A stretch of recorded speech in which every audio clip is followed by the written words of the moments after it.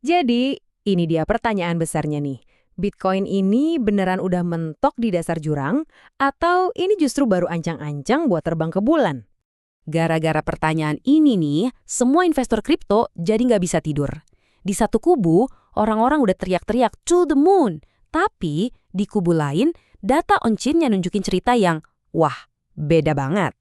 Jadi kita punya dua kubu analis raksasa yang jawabannya tuh 180 derajat beda.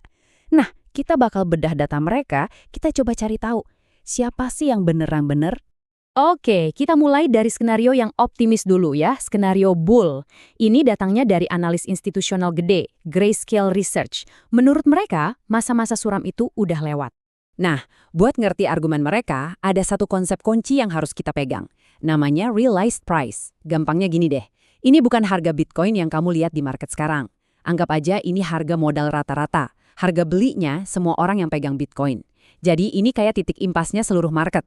Dan disinilah angka saktinya keluar, $74.000. Dengerin baik-baik, ini bukan cuma target harga biasa. Menurut data, angka ini tuh harga modal rata-rata buat semua orang yang baru aja beli Bitcoin. Artinya apa? Menurut Grayscale, kalau harga bisa nembus angka ini, itu bukan sekedar profit. Ini bakal jadi pemicu psikologis raksasa. Sentimen pasar bisa langsung kebalik. Dari yang tadinya takut, jadi euforia total. Tapi, tunggu dulu. Gak semua orang seoptimis itu. Sekarang kita lihat sisi sebaliknya, skenario bear. Ini dari para analis kuantitatif yang bilang, hey, badainya belum selesai. Benjamin Cowen, seorang analis, ngejelasinnya begini, dan ini dalam banget. Ini kapitulasi berbasis waktu. Portofolio dibunuh pakai rasa bosen, support ditembus terus-terusan sampai keyakinan itu nguap. Jadi yang bahaya itu bukan jatuhnya, tapi turun pelan-pelan yang bikin mental ancur. Modelnya Cowen ini ngasih gambaran yang jelas banget. Coba lihat deh timeline ini. Dia prediksi kita bakal lihat ATH baru di Oktober 2025. Tapi abis itu kita masuk fase turun pelan-pelan yang ngeselin. Dan dasar paling dalamnya itu baru bakal kejadian di Oktober 2026. Artinya penderitaan yang sebenarnya tuh masih lama. Dan buat nguatin argumen ini, ada data lain yang nunjuk ke satu momen krusial yang sering disebut death cross versi on-chain.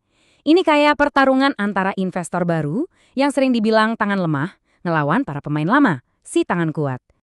Poin utamanya ini nih, momen di mana harga modal investor baru atau STH anjlok di bawah harga modal para veteran atau LTH itu belum terjadi. Menurut teori ini, selama para tangan lemah ini belum nyerah total, ya berarti market belum benar-benar nyentuh dasarnya. Oke. Jadi kita punya dua teori yang benar-benar berlawanan. Nah pertanyaannya, kalau emang penderitaan maksimal belum datang, para Caldwell, pemain-pemain kakap, lagi ngapain? Diem aja nungguin? Oh ternyata jawabannya jauh lebih seru dari itu. Kalau kita lihat dari luar, datanya nunjukin pembantaian. Para Blue Whale ini kelihatannya lagi pada cut loss gila-gilaan. Ratusan juta dolar rugi tiap hari. Kelihatan kayak lagi panik massal kan? Tapi ini dia plot twist-nya. Di belakang layar, well-well yang sama ini justru lagi borong Bitcoin paling gila sejak tahun 2013. Bayangin, 270.000 Bitcoin dibeli cuma dalam 30 hari. Nah, ini kan aneh. Kenapa mereka jual rugi gede-gedean, tapi di saat yang sama malah nyerok gila-gilaan? Ini kuncinya. Ini bukan panik, ini strategi tingkat dewa.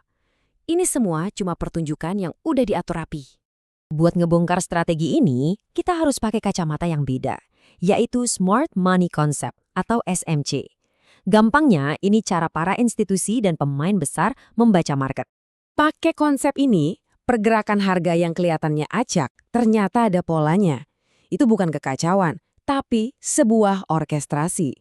Pertama ada yang namanya liquidity sweep. Harga sengaja dibanting buat nyapu stop loss orang-orang. Terus ada change of character, pantulan kencang yang ngebalikin arah tren. Dan yang paling penting, mereka sengaja ninggalin celah yang disebut fair value gap, yang fungsinya kayak magnet buat narik harga balik lagi ke sana. Dan dari sini kita dapat peta permainannya smart money. Tabel ini nunjukin zona-zona krusial, zona beli premium buat kita ikut akumulasi, level invalidasi mutlak, kalau harga tembus ke bawah sini skenario bullish batal. Dan terakhir, zona price discovery, yang kalau ketembus ya siap-siap ke level tertinggi baru. Ingat ya, ini bukan nasihat keuangan, tapi sebuah kerangka buat mikir strategis. Jadi, kita udah lihat argumen kaum-kaum bull, argumen kaum bear, sama playbooknya smart money. 3 kekuatan yang lagi adu kuat di market. Oke, kita rekap cepat ya. Kubu Bulls yakin banget dasar udah terbentuk, tinggal nunggu nembus $74.000. Kubu Bears bilang penderitaan belum selesai, masih sampai akhir 2026. Sementara itu, para whale lagi sibuk nyerok barang, bikin guncangan pasokan, dan playbook Smart Money ngasih kita peta buat navigasi di tengah kekacauan ini. Nah, sekarang pertanyaannya balik lagi ke kamu. Setelah ngelihat data dari dua sisi, plus manuver liciknya para whale, kamu ada di tim mana? Tim jurang atau tim roket? Coba tulis pendapat kamu di kolom komentar, kita diskusi di sana.